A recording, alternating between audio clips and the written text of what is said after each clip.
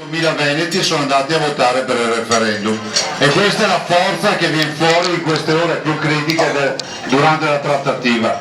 Allora quelli che vi fermano in giro e dicono ah beh tanto l'autonomia non se la farà mai, che ne troverà dappertutto, sono più o meno gli stessi che dicevano tanto il referendum non si farà mai.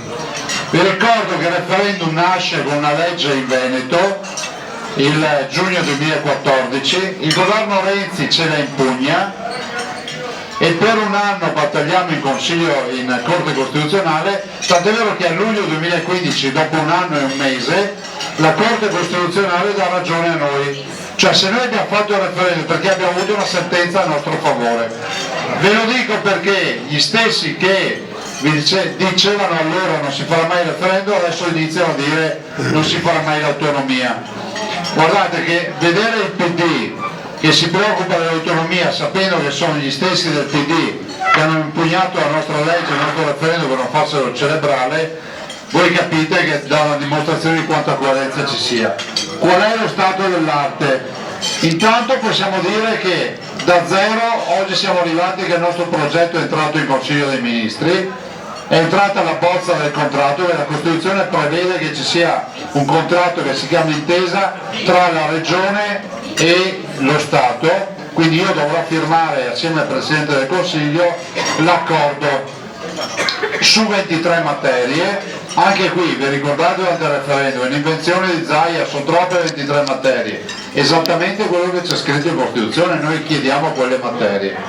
Vi ricordo che in questa fase l'intesa, cioè il contratto va bene per un 70%, dobbiamo ancora discutere le concessioni autostradali e aeroportuali, dobbiamo discutere alcune parti sul demanio, dobbiamo discutere la parte della sanità e dobbiamo discutere il tema delle soprintendenze, quindi il trasferimento delle soprintendenze dallo Stato alle regioni e poi ovviamente il tema dell'ambiente per le valutazioni di impatto ambientale. Ma al di là di questi aspetti tecnici, il vero tema che ci dà più garanzie sul fatto che si arrivi in porto è rappresentato dal fatto che su 20 regioni italiane 5 sono a statuto speciale, sono autonome, che sono la Val d'Aosta, il Friuli Venezia Giulia, la Sardegna, la Sicilia, prego, e Trentino Alto Adige. Le altre 15 sono a statuto ordinario, delle 15, 12 hanno già chiesto l'autonomia, restano fuori la Puglia, la Basilicata e la Calabria. Il contesto quindi è di 17 regioni su 20 che comunque stanno chiedendo l'autonomia. Voi capite, Face, non posso fare niente se a tua regione avevano l'autonomia. No, non si va a preoccupare. Salutiamo il dottor Face, che ancora la saluta del governatore. Vedete, sono in forma, no? Maledizione.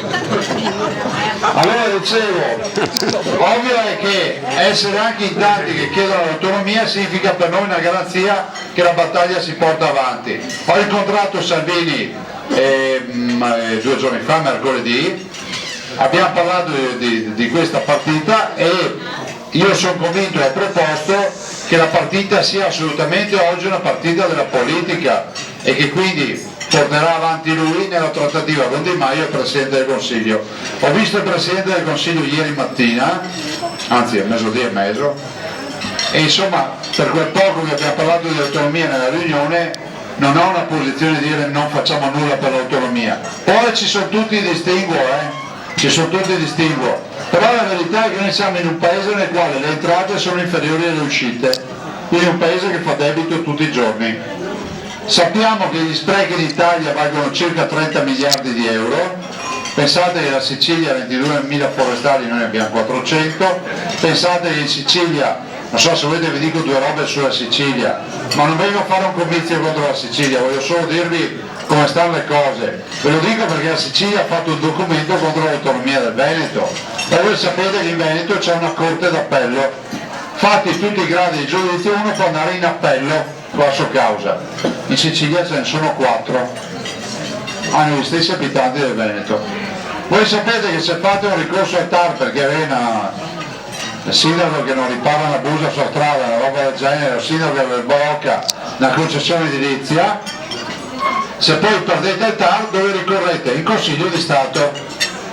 Tutti noi andiamo in Consiglio di Stato, che è a Roma. In Sicilia non esiste il Consiglio di Stato, hanno il loro Consiglio di Stato, se resta in ragione. E così potrei continuare all'infinito. Allora voi capite che i 30 miliardi di sprechi si vanno a scovare e a risolvere solo con un sistema, con l'autonomia. E l'autonomia vuol dire controllo dei costi e responsabilità. Ogni famiglia, ognuna delle 20 famiglie, ognuna delle 20 famiglie che sono le 20 regioni avrà una sua contabilità e quindi da lì si vedono bene i numeri.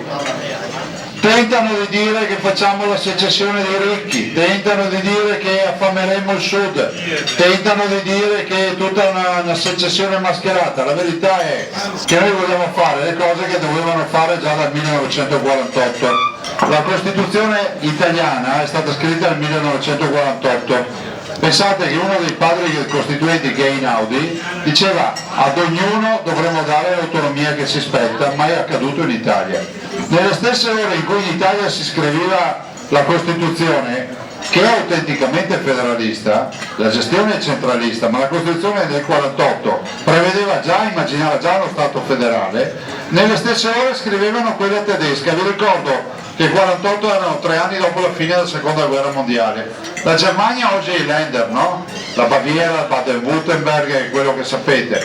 L'Italia si è trascinata a questo sistema assistenzialista del tenere il coperchio sopra la pentola per poi governare il consenso e tutto quello che voi sapete.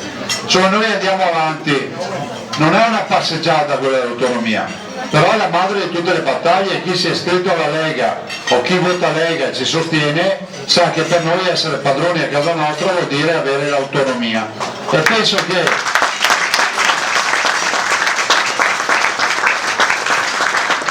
che sia fondamentale ricordare che su questa partita ci siamo giocati tutta la nostra credibilità, per cui andiamo avanti. Guardate, io ho solo una certezza, che indietro col processo che abbiamo messo in piedi non si torna, quindi ci vuole la pazienza anche di capire che ci sarà sicuramente turbolenza in volo, ci saranno, magari l'aereo ballerà un po' di più, ma alla fine arriveremo all'aeroporto d'arrivo. Ci dobbiamo arrivare perché indietro non si torna più, e questo, ripeto, è merito vostro, ma non ve lo dico perché siete qua. Vi ricordate quando prima del referendum, parlavo del referendum, tutti mi attaccavano perché dicevano Zaia butta via 14 milioni di euro, Zaia fa il referendum e non serve, basta mandare una lettera a Roma. Ecco, se io avessi mandato una lettera a Roma, oggi a cartellina d'autonomia sarei già serata. Sapete a Roma di cosa hanno paura? Del fatto che ogni volta che dico qualcosa dico non guardate me, guardate dietro di me, ne ho 2.328.000. E allora le trovo in croce. Basta. Siccome mi avete detto che lo spiedo è buono, adesso mangio spiedo. Grazie.